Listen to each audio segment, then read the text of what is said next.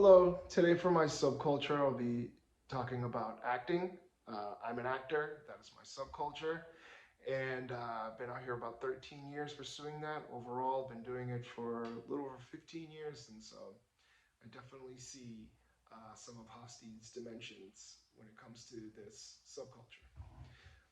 The first one being there is a high power distance in it. There's a clear hierarchy from the actors through the directors, the producers, all the way up through the studio execs who ultimately make the final decisions. And you better please them or hope that they like you, or else you won't be working much. Secondly, it is a collectivist culture. You need to work with a team. You need to work together. You need to be willing to also have a good reputation as being easy to work with, or else, again, you will not be working. You need at least an agent. You're going to need some friends in this industry, so it's definitely a collectivist culture. And then lastly, I'll be talking about how it has low levels of uncertainty avoidance. Everything changes so often in this industry, so you better be willing to change with it, or else you will be left behind. And again, you will not work. So allow me to get into it now. So for my first example, I bring up that it has a high levels of power distance. Actors being low on the totem pole, all the way to the execs being all the way at the top. Um, they have the final say in everything. Whether or not you're going to book that job, if you're who they envision, or if you're not who they envision, they'll be like, sorry, yeah, he was great, she was great, but we don't want them. We saw this person.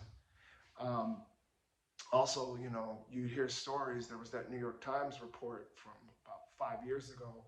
The whole Harvey Weinstein Me Too movement started.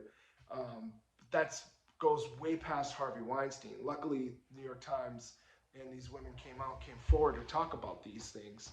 And I would always hear stories when I came out here that if you want to make it, you're gonna have to, you're gonna have to play the game. Is how people would say it. Um, you would hear about men and women meeting with these executives, these higher ups, and being expected to to cooperate for a role or for the chance. And if they didn't, then they would then be blacklisted or just be told that people would stories would start to spread that, oh yeah, this person's just difficult to work with. And so a lot of people were, they want to work. This is why they moved out here, and so unfortunately, we're taken advantage of. And then as far as the collectivism, yeah, I have an agent. You need an agent. Some people have managers. Also, though, when you first start out, it always helps to.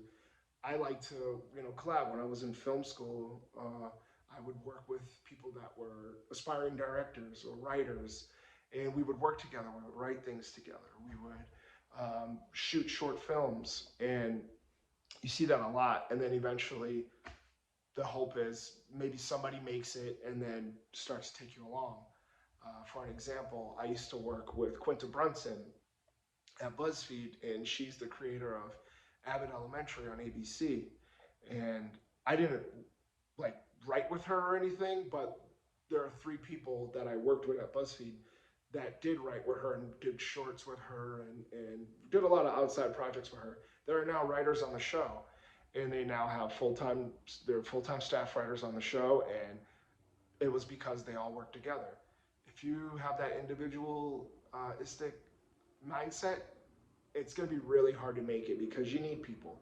And also, too, it always goes back to people talk. It's a small world, especially in this town, and if people hear that so and so is difficult, they're not going to want to work with you. And then lastly, I say it has low levels of uncertainty avoidance because everything changes so frequently in this industry, whether it be the technology to make submitting yourself easier or just marketing yourself.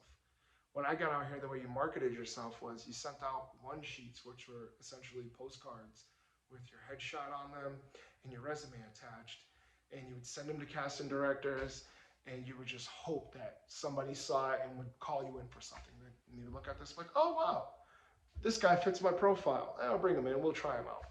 Nowadays, people have, there's Instagram, there's Twitter, there's, TikTok or whatever, and that's a good way to market yourself. So you have to be willing to adapt. And there are a lot of people that they get out here and they say I don't really want to do this. I don't understand TikTok. That's for kids. And then as a result, you're not really staying with the times, and it's hard to work. And I found that out, eventually. But I was somebody who was stuck in the old ways, and I just kind of hit like a rut in my career. Um, I still don't do a lot of social media, but the people that do it, hey, kudos to them. They end up getting out a lot more.